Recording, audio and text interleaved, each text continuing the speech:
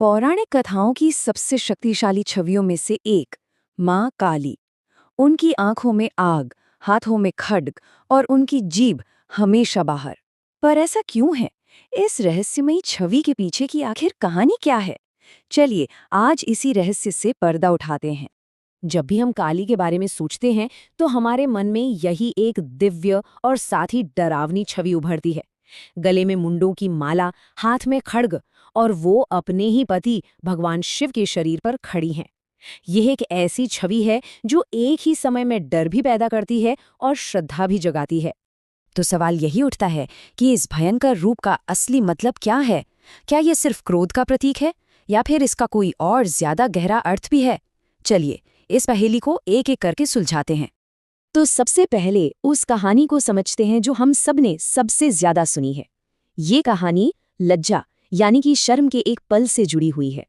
कहानी कुछ इस तरह है कि राक्षसों का सर्वनाश करने के बाद भी देवी काली का क्रोध शांत ही नहीं हो रहा था। वो खून की प्यास में इतनी मतवाली हो गईं कि उनका विनाशकारी नृत्य पूरी सृष्टि के लिए ही एक खतरा बन गया।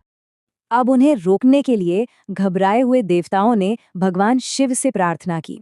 तो सृष्टि को बचाने के लिए शिव खुद उनके रास्ते में युद्ध के मैदान में लाशों के बीच जाकर लेट गए। अपने उस विनाशकारी क्रोध में देवी काली ने ये देखा ही नहीं कि नीचे कौन है, और अनजाने में उनका पैर सीधे भगवान शिव की छाती पर जा पड़ा। इस कहानी के मुताबिक जैसे ही उन्हें अपनी गलती का एहसास हुआ, वो शर्म और हैरानी से भर गईं, और उसे शर्म या लज्जा की वजह से उन्होंने अपनी जीभ बाहर निकाल ली। लेकिन यहाँ एक बात पर ध्यान देना बहुत जरूरी है। ये एक बहुत ही लोकप्रिय लोक कथा है जिसका जिक्र पुराने धर्म ग्रंथों में नहीं मिलता है।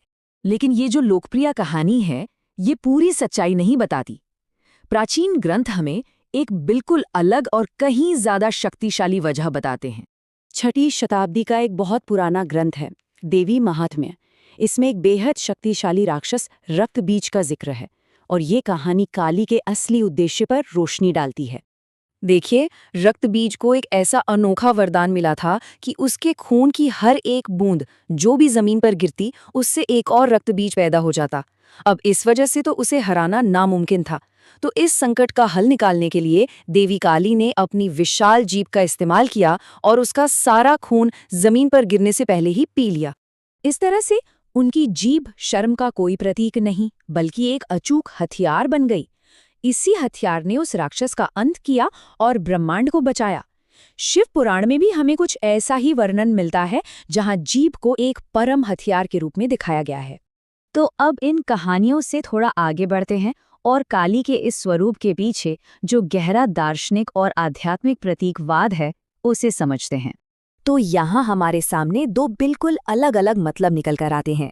एक तरफ जो प्रचलित कहानी है, वो इसे शर्म का एक आकस्मिक संकेत बताती है, और वहीं दूसरी तरफ इसका गहरा प्रतीकावाद इसे अहंकार और अज्ञान को निगल जाने वाली शक्ति के रूप में देखता है।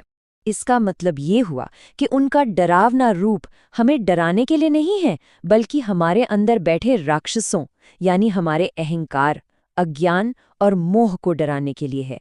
एक आध्यात्मिक साधक के लिए वो एक दयालु माँ है जो हमें इन बंधनों से आजाद कराती हैं। तांत्रिक दर्शन में तो इसका एक और भी गहरा अर्थ मिलता है। यहाँ उनकी लाल जीभ रजस गुण का प्रतीक है, यानी जुनून और कर्म की ऊर्जा।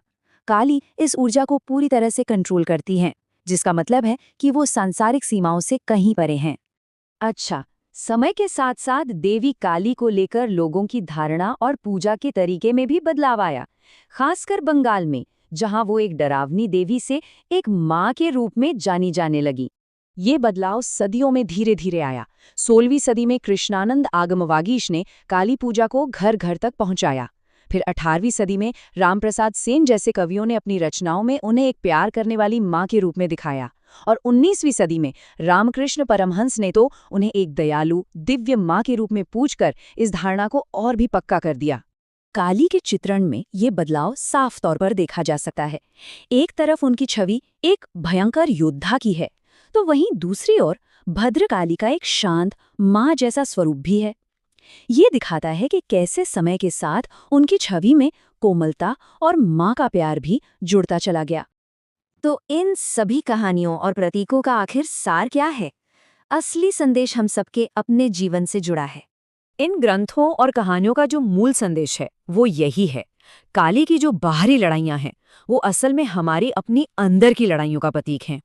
असली युद्ध हमारे भीतर के अहंकार और अज्ञान से होता है।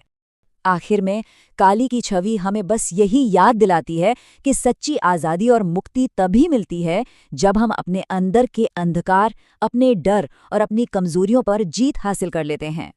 और यही सारी बातें हमें एक बहुत गहरे सवाल पर लाकर छोड़ देती हैं कि अगर मुक्ति के रास्ते पर चलना है तो किसी भी इंसान को अपने अंदर के किन राक्षसों पर विजय पानी होगी। इस पर जरूर सोचिएगा।